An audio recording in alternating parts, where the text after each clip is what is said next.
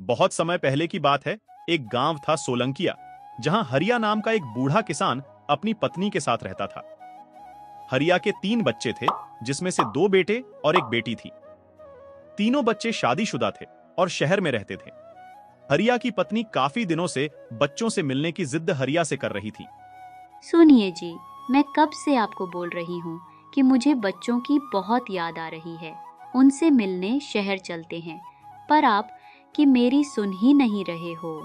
अरे भाग्यवान, ऐसी बात नहीं है। मेरा भी बहुत मन हो रहा है अपने बच्चों से मिलने का, पर क्या करूं? इस साल खेतों में काम बहुत है। अभी पुरानी फसल काटी है और नई फसल के बीज बोने का समय भी आ गया है। तो क्या हम नहीं जा पाएंगे? आप कुछ सोचिए ना कि कैसे जाएं। बच्चे तो यहाँ आ नहीं पा रहे, तो हम ही वहाँ चलते हैं। ठीक है, मैं एक काम करता हूँ। अगले 2 दिनों में मैं खेतों का यह सारा काम निपटा लेता हूँ। उसके बाद हम शहर चलेंगे।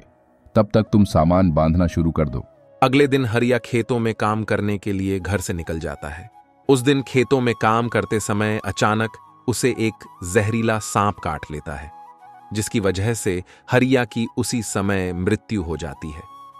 पिता की मृत्यु की खबर मिलते ही दोनों बेटे अपने घर पहुंच जाते हैं, पर उसकी बेटी राधिका नहीं पहुंचती। सब लोग राधिका का इंतजार कर ही रहे होते हैं कि इतने में अचानक एक सेठ बहुत गुस्से में बिलबिला हुआ वहां पहुंचता है। ठहरो, मैं इस अर्थी को शमशान तक नहीं जाने दूंगा। पहले मुझे मेरा पैसा चाहिए। मेरा पैसा वापस करो जो हरिया ने मुझसे लिया था। कैसे पैसे और आप कौन हो? मेरा नाम सेठ धनीराम है।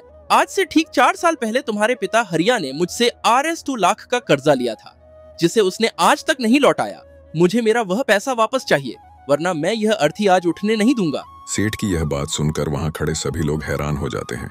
हम पिताजी का कोई कर्जा नहीं चुकाएंगे। उनका कर्जा वो जाने, उन्होंने वह कर्जा हमसे पूछकर थोड़ी लिया था। हाँ बिल्कुल, उनका कर्जा हम क्यों दें? वैसे भी अब वह इस दुनिया में नहीं है। अगर आपको यह अर्थी ले जानी है तो ले जाओ, पर हम कोई पैसा नहीं देंगे। पूरा गांव हरिया के बेटों की बात सुनकर उन पर थू थू कर रहा था। जब हरिया के बेटे सेठ का कर्जा वापस करने से पीछे हट गए तो हरिया के भाइयों तक यह बात पहुंची। उसके भाइयों ने भी कह दिया, जब हरिया के बेटे ही अपने पिता का कर्जा भरने को तैयार नहीं है, तो हम अपने भाई का कर्जा भला क्यों भरें? इस सब के बीच हरिया की अर्थी को वहां रुके हुए काफी देर हो गई थी, पर कोई टस से मस नहीं हुआ। कुछ देर बाद हरिया की बेटी राधिका वहां पहुंचती है। जब उसे पता चलता है कि वह सेठ अपना कर्जा लिए बिना उसके पिता की अर्थी को नहीं ले जाने देगा, तो उसकी आंखों से आंसू बहने लगे। उसने तुरंत अपने सारे जेवर और जितने भी पैसे उसके पास थे वो सब उस सेठ को दे दिए। उस सेठ से कहा, सेठ जी, यह सारे पैसे और जेवर लेने के बाद भी अगर आपका कर्जा पूरा ना हो पाए तो अगले 1 महीने में मैं आपका बचा हुआ सारा कर्जा चुका दूंगी। पर दया करके इस समय मेरे पिता की अंतिम यात्रा को मत रोकिए। लड़की की यह बात सुनकर उस सेठ की आंखें भर आईं। उसने तुरंत वो जेवर और पैसे उस लड़की को वापस कर दिए और बोला, मुझे माफ कर दो बेटी, मुझे यह सब नहीं चाहिए। इनकी मुझे कोई आवश्यकता नहीं है। दरअसल बात यह है कि मुझे तुम्हारे पिता हरिया से 2 लाख रुपए लेने नहीं है, बल्कि उसे वापस देने हैं।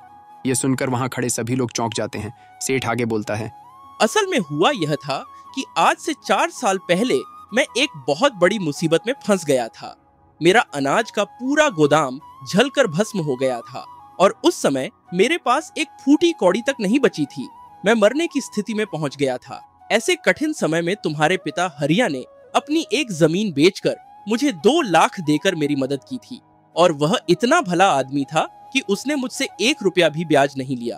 पर आज जब मैं हरिया के वो रुपए लौटाने यहाँ आया तो मुझे पता चला कि उनका देहांत हो गया है। इसीलिए मैं बड़ी सोच में पड़ गया था कि अब यह रुपए मैं किसको दूं।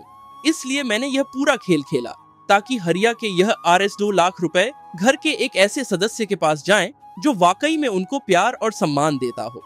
बेटी, आज तुमने यह साबित कर दिया कि एक बेटी अपने माँ बाप को एक बेटे के मुकाबले कहीं ज्यादा प्यार करती है।